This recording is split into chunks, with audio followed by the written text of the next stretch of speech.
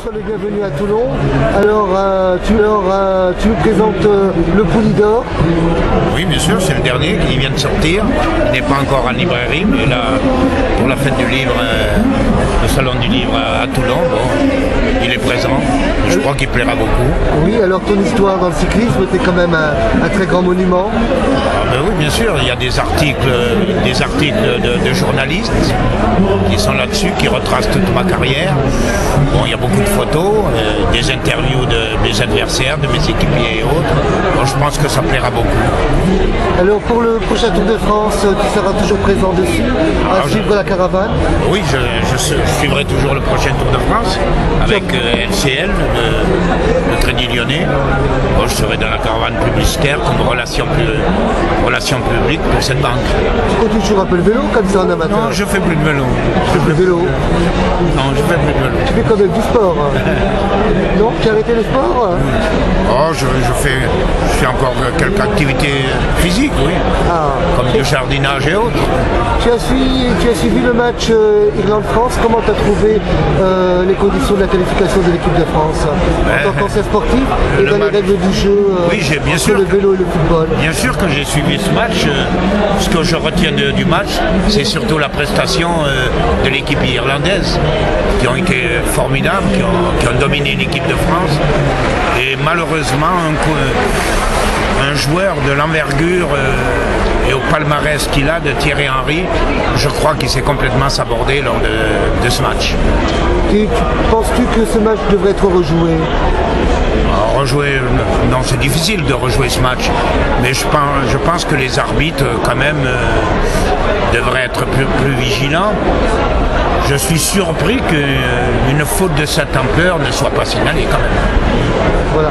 Donc tu es quand même révolté mais heureux de la qualification de l'équipe de France? Révolté, oui, comme beaucoup. Hein. Je crois que si on 80% de gens sont révoltés. Bon, car on voit bien que cette main n'est pas involontaire. Hein. Alors toi qui as fait du sport toute ta vie, qui connaît la France, qui l'a fait vraiment, on peut dire, sur la petite reine, la grande reine même, les jeunes aujourd'hui qui font du sport, qu'est-ce que tu peux leur donner comme conseil pour avoir les valeurs de l'éthique, les valeurs du fair play? C'est difficile, c'est un problème de génération. Oui. Je ne sais pas si un jeune accepterait les conseils d'un ancien où il y a pratiquement 3 générations de différence. Je ne pense pas. C'est une autre époque. Bon, ils veulent peut-être avoir des conseils de garçons de leur génération. Mais vous savez, je connais mieux le cyclisme comme sport que d'autres disciplines. Vous savez, c'est pas compliqué le vélo. Il faut aimer souffrir, il faut être doué, il faut faire des sacrifices et l'entraînement, et ça s'arrête là. Le reste, c'est un peu de pipeau. Alors un exemple, Gianni Longo? C'est un exemple, bien sûr. C'est une volonté. C'est un plaisir de pédaler encore. Ça se résume à tout cela, sa longévité. Qu'est-ce que tu pourrais nous proposer alors comme coureur français pour le prochain Tour de France qui va se faire remarquer, que tu as dû voir dans les coulisses? Vous savez, quelquefois les révélations sont inattendues. Quelquefois on n'attend pas de coureur et puis il se révèle du jour au lendemain.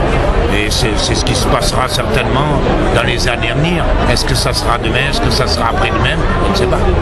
Parce qu'à Toulon, il y a hier c'est l'entraînement du vélo sur piste. Ah oui. On a beaucoup de champions du monde quand même. D'ailleurs, on a vu lorsqu'il y a eu des entraîneurs de très grande valeur, genre Morellon et Trentin, tout de suite nos coureurs ont eu des résultats au point de vue mondial. Ben voilà. Alors un remerciement et on va rappeler ton livre Poulidor. C'est une histoire, c'est un homme et rempli de talent et de générosité. Raymond.